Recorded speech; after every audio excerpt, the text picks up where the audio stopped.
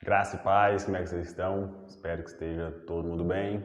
Hoje eu queria estar falando sobre esse livrinho aqui, ó. Livrinho nada, né? 300 e poucas páginas.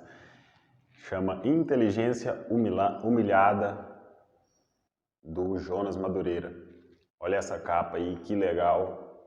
Muito forte nessa capa. Jesus lavando os pés de Pedro. Pensa que constrangimento, né? Realmente esse amor que constrange. Jesus, o Filho de Deus, lavando os nossos pés, limpando a nossa sujeira, a nossa imundície. Olha a cara de Pedro aí, né? Realmente o amor de Cristo é constrangedor. O termo inteligência humilhada, ele se refere a basicamente que o cristão, ele não pede, não exige a morte da razão, mas o que o cristão diz é que a razão ela não é suficiente, ela não deve ser extinguida, mas a razão não é suficiente. Eu gostei demais do livro, vou falar aqui primeiramente alguns pontos que eu não gostei, depois eu vou começar a falar bem do livro. Uma coisa que me incomodou, Jonas é um cara muito inteligente, muito culto, ele tem hora que ele fala umas palavras muito difíceis, a gente tem que buscar no dicionário, fica uma leitura pesada em alguns pontos. Mas o cara é inteligente, né? Às vezes o erro aí tá em mim, mas eu acho que nesse ponto aí os teólogos dá para melhorar um pouco, colocar umas palavras mais fáceis da gente entender. Mas eu acho que isso não é intencional da pessoa. O cara é estudado, formado na USP, o cara é muito inteligente. Então é um ponto que me desagradou um pouquinho. Outra coisa que me desagradou é que ele se refere a esse termo inteligência humilhada. Ele diz que se aplica melhor, se enquadra melhor para os monergistas. E eu, como sou arminiano, nessa hora aí é um pouquinho difícil de ler essa parte aí do livro. Ler essa parte seria mais ou menos como um calvinista ler esse livro aqui, ó, Graça Transformadora, do Luciano Subirá. Mas bem, o vídeo que eu estou fazendo não é para falar sobre o monergismo e sobre o sinergismo. Tem essa eterna briga aí, né? Mas não é sobre isso que eu quero falar. É um ponto aqui também que eu discordei. Eu discordei até bastante do Jonas aqui. Mas tirando esses dois pontos aí, eu achei o livro sensacional. Ele fala sobre fazer teologia em segunda pessoa e não em terceira. Pelo que eu entendi o que ele está falando com isso, usando aqui o exemplo de Agostinho, das confissões. As confissões é uma intimidade de Agostinho com Deus, onde ele começa a falar com Deus, a confessar os seus pecados. E isso ajuda a gente demais, a gente cresce muito ao ver essa intimidade. E a teologia que ele diz que não deve ser feita, essa teologia em terceira pessoa, é aquela teologia que você fala para as pessoas, parece que é só para elas, a palavra está servindo só para elas. Tipo, ó, está escrito aqui, você tem que fazer isso. Mais ou menos como os fariseus. Você deve fazer isso, mas não se coloca como um dependente da graça. Então esse conceito eu achei bem interessante.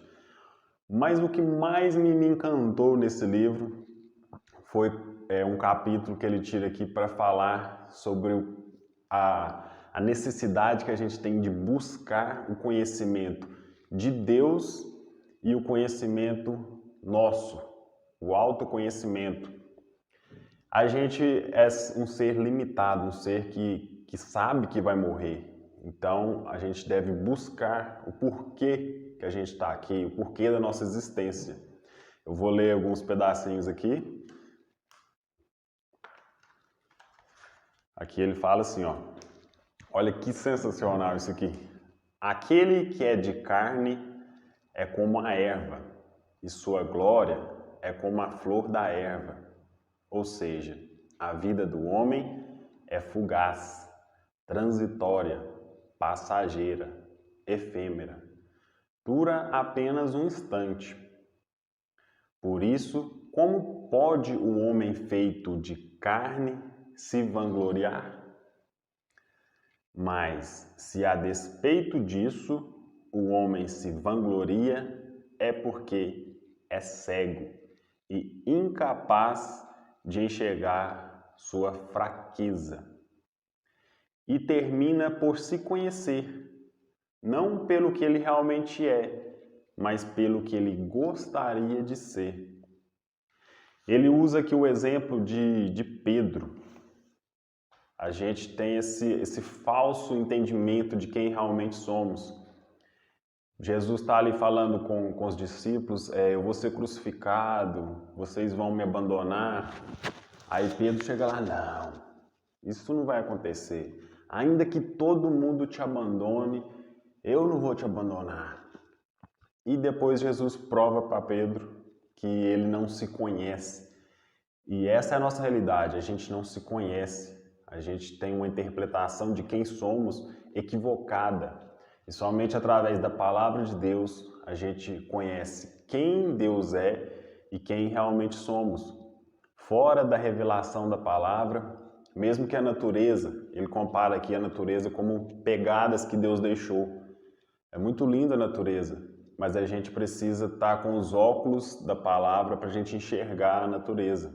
Então, fica muito claro o papel central das Escrituras para nos revelar quem somos, para a gente ter essa capacidade de enxergar a nossa incapacidade, a nossa dependência de Deus. Esse trechinho aqui, essa frase que eu achei muito linda, vou estar lendo, que está na página 91, meu livro aqui está todo marcado.